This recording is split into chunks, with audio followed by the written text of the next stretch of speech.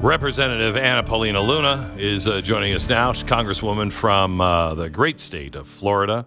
You guys are kicking it down in Florida. I mean, you're making Texas look bad, quite honestly. But thanks for coming on. Thanks, Glenn. I'd like to say we're leading out the nation, not just in politics, but also in the White House. So happy to be here. Yeah. All right. I have to ask you a little bit about, are we going to war? What's happening? Is this negotiation? What is your gut tell you on this? My gut is telling me that we're not intervening, and based on the president's statements, he is still, rightfully so, urging everyone to negotiate right now, and he's definitely been very open about this post, but I don't want to speculate. What I will tell you is that in the last 24 to 48 hours, I've seen so much disinformation circulating on the internet, a lot of it not even coming from sources here in the United States, and so what I will tell everyone is that don't jump to conclusions. Don't read into anything that Senator Lindsey Graham is saying or any other members of Congress that are speculating that there is going to be direct intervention. In fact, the White House just yesterday via Alex Pfeiffer on X posted that the military is not intervening, that we're just simply defending our own. And so what I will tell Americans is, first and foremost, President Trump has not changed his position on foreign policy. If he wanted to strike, he would have done it by now. And so everyone needs to pray for him, pray for our country, pray for the civilians in both Iran and Israel right now, and let the process play out. Can you tell me, do you think it's a red line to send over a bomber with, one bomb? Does that drag us into war, or is that just helping? I would say as of right now, we need to not speculate, but continue to back the White House position, because I think that if I were to speculate on where the red line is, I don't think that it helps. And I do think that our allies and adversaries are looking to see what members of Congress are doing. And so I'm going to back the White House's position currently, which is defending our service members and not intervening at the moment. I'm so glad to hear you say that. That is exactly what I just said on the air. Just about really? 3 minutes ago. Yeah, I said, the world is watching. You don't think the mullahs over there are watching everything that's said on X? I said, we didn't used to have these conversations where it was global.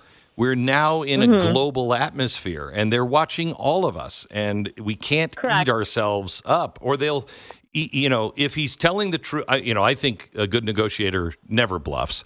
So, he has to back it up. 60 days, you don't want to see what happens on day 61. Well, he wasn't bluffing. And if they think that we are eating ourselves alive, they're more likely to go, no, you know what? Go ahead. It's a really bad thing. What I will say is it's definitely a litmus test for our country right now. You're seeing a lot of people, again, jumping to conclusions. And what I will tell you is that there's only a very select few that fully understand what's happening in the Situation Room. That's the president, his team, and a select other few. But what I will tell you is don't read in, don't over-speculate, and also, don't jump to conclusions. Just, again, in the last 48 hours, I went online, I put out a statement because I saw so much disinformation circulating.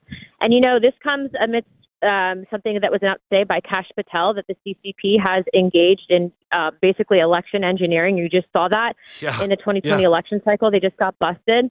This also comes on the tail end of these riots that are absolutely being funded by the CCP.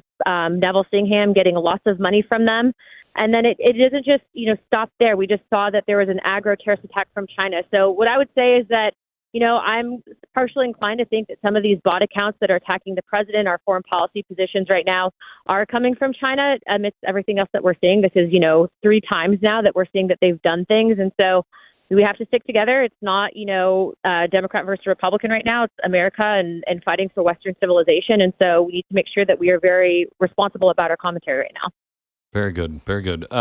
So can we talk a little bit about let's start with Neville Singham. The guy is an operative for the CCP, and he is pouring tons of money, and no one in the mainstream media wants to talk about it. They keep, that's ridiculous. No, it's not. No. Can you give us some information on him? Yeah, of course. So it's not ridiculous. In fact, there's a lot of money trails that lead back to Neville Singham, and I actually will give credit where it's due. So I was on X, and came across this account called Data Republican, and she actually pulled the She's money great. trails tying right to Singham. He also lives part-time in Shanghai, China, and he's not registered as a foreign agent. And so I was able to talk to Comer, and every single member of oversight, after seeing the evidence that was presented, actually sent the letter, signed off on it, not just to Neville Singham, but also to AG Bondi to also request an investigation. And so what I will tell you is, this should have been done during BLM in Congress back then. It was not. Yeah. This needs to be replicated moving on forward with everyone else that is engaging, who's not a registered foreign agent in this country. Also funding riots like this, which, in some instances have been acts of terrorism. You've been seeing that. And so right now, it's not just the playbook for Neville Singham. We're also, and this is up to Comer because Comer has subpoena authority, whether or not he's going to be sending a subpoena to George Soros, which I've urged him to do. We know that even though Neville Singham is a Marxist, that Soros is a globalist, but their end objective is, again, to dismantle the United States. And so we're basically being hit from both sides right now. It is so refreshing. I mean, I've been talking about this stuff for 20 years, and it is so refreshing finally to have some people, step up and present this in a credible way in Congress and to the Attorney General, et cetera, et cetera.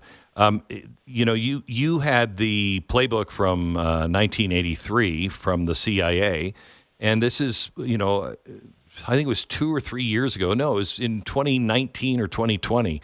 I did a special on the color revolutions and how there was the CIA playbook that was out, and it looks exactly like what is happening here in the United States. And I said, oh, yeah. I said, at the time, here's what's coming, and it's all here.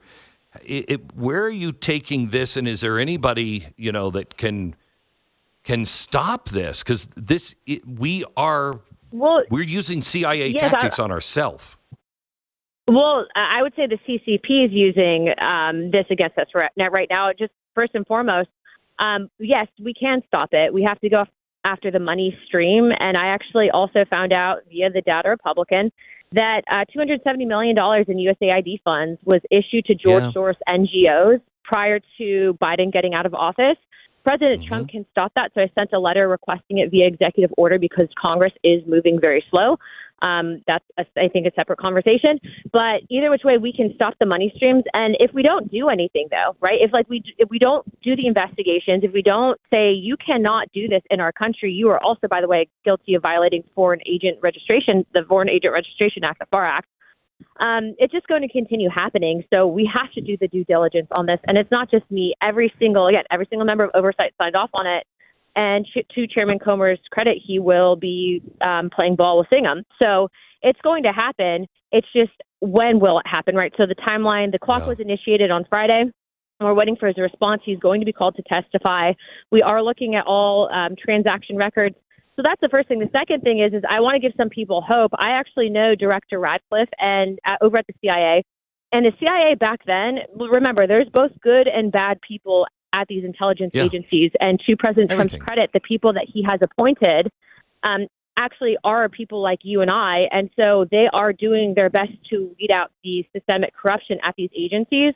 And so what's been really brilliant in all of this is that Kash Patel is also following up on these money trails to see what outside foreign influences are engaging in this color revolution here in the United States. And he's dropping that information now. So in previous administrations, this might not have happened, but in this one, they are stopping it. And it's because of social media, kudos to Elon Musk, that we were able to get out the information in time in regards to the No Kings protest, who is funding that, in regards to potential insider attacks that were going to frame, conservatives, frame Republicans. We're seeing all of this stuff fold out in real time. So the American people are waking up. And I will tell you that Hispanic Americans specifically do not like being used as pawns. So when you have basically BLM 2.0 happening right now with these ICE riots, and you realize that these are actually largely Antifa that are being bussed in, they're white, they're not Hispanic, they're not immigrants, they have no ties to the community, and they're simply inserting, Mexican flags where BLM flags went, that doesn't bode well in the community. Remember, Hispanic Americans largely voted in favor for President Trump. So there is hope, but you just can't sit on your hands. You have to get active. You have to get engaged, and I keep telling people that. For years, I've been angry at the billionaires on the right that just have not stepped to the plate. But I suspected with the Tides Foundation and then with Biden and all of these Green New Deals and everything else that was going on, that money was being funneled off the top. And then as soon as we appointed Doge, I'm like, oh my gosh, the money is coming from us. And then he started to find it. That is so Elon, critically important. Are we going to stop that funding? Well, yes, and so that's what we've been doing with some of these rescission packages that the White House has authorized, but we have to move quickly and we have to be more aggressive with it. I will tell you, though, remember, I think just in general, sometimes people can be lazy. And so what I've been telling people is you have no idea the level of personal sacrifice that Elon really took on from taking on Doge and doing this, especially going after USAID, which was literally just like a pot of just corrupt nonsense. He actually just released, as we were, I think, about to call into this, he released drug testing results. He had himself drug tested because they were saying that he was, doing all this crazy stuff.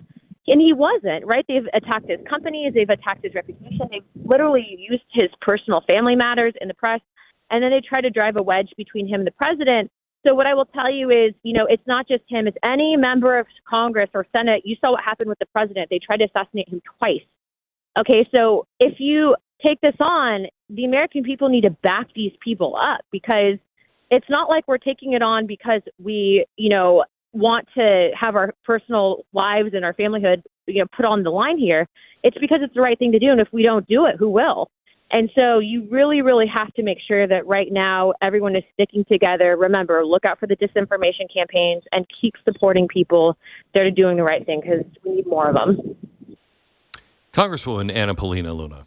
Thank you, Anna. I appreciate it. God bless you. Thanks, Glenn. You bet. We'll talk again.